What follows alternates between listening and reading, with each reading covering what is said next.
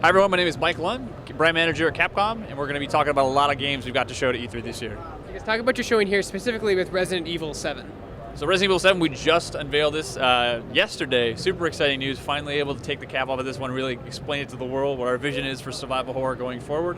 So a little bit different than some of the other Resident Evil titles you've had to play as of recent. We're really taking back, this is our 20th anniversary of the brand, and we're not only taking some of the roots that really helped build us, this brand and what we have today, we're pushing things forward with really cool stuff like first-person immersion, really getting people to play as that player in their shoes. You can also play the entire game in PlayStation VR, which is a really cool option to get you, again, just like super immersed in the title. This game comes out January 24th, PlayStation 4 with PSVR mode, Xbox One, and PC. So you can play it without a VR headset if you wanted to. Yep, totally. And if you'd like to, if you have PlayStation Plus, if you can't make it out to E3 today, we've actually got the demo available right now on PlayStation Plus. This is a really early announcement. You're showing something here, but very little bit. What do you say to skeptics who are looking at it saying, well, this doesn't look like Resident Evil?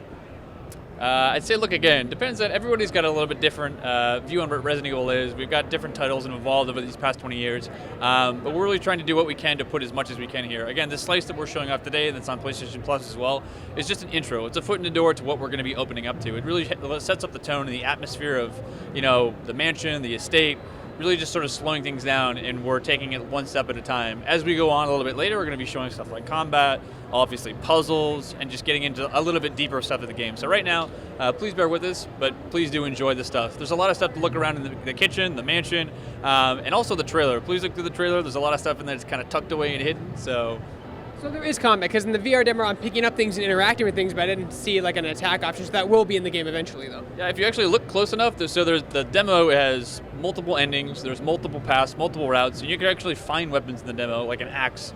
You can find things that might help you, things that might not help you. There's even hidden ghosts that'll pop up at random, just to give people different experiences. So it's pretty cool and lots of replayable options too.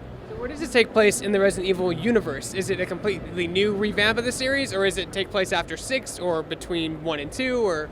So it's actually in the same canon, in the same timeline as all the stuff 1 through 6. This actually takes place farthest down in the timeline after 6 in rural America. Awesome. Any characters make a return? Leon, Chris, Jill? Not at this time. Who can say in the future? But for right now, what we're really focusing on, we haven't named the character yet, but we will be playing as an average person. We want to make sure the person who's playing the game feels like that could be them. We don't want to make them feel like they're a Raccoon City police officer or a BSA agent. Within it, just like when you encounter an enemy or you encounter something else, you feel like you're empowered. There's no problem. We want to help with the sense of immersion, where if it was you or if it was me, or I guess more so me, I would just be like, ugh. So it really helps with the immersion, helps with some of the thrills and scares. So you're really returning to what the root of what Resident Evil was when it first came out back in 97? 96. Close. I was close. Yeah. 20th anniversary this year again. But yeah, the way we like to spin this is it's not a reboot. People see the old school survival horror and they're rebooting the franchise. The way we look at it is we are definitely lettering a lot of what made RE from the ground up back in the 90s, but we're doing a lot of stuff, be it PSVR, be it the first-person camera angle, and a lot of the stuff we haven't really gotten to just yet. That's really going to push the franchise forward. When can we look forward to playing Resident Evil 7 on our consoles? So this one's going to be available on console, PS4, PSVR mode, Xbox One, and PC on January 24th of 2017. It will be like a full game, or it's a full game, right? Not like a tech demo. Right. So some games with VR in general, they're smaller experiences or just like a little bit shorter type games. This is a full AAA experience. Whether you're playing on PSVR or you're playing normal TV, it's going to be the same length, the AAA full title. So.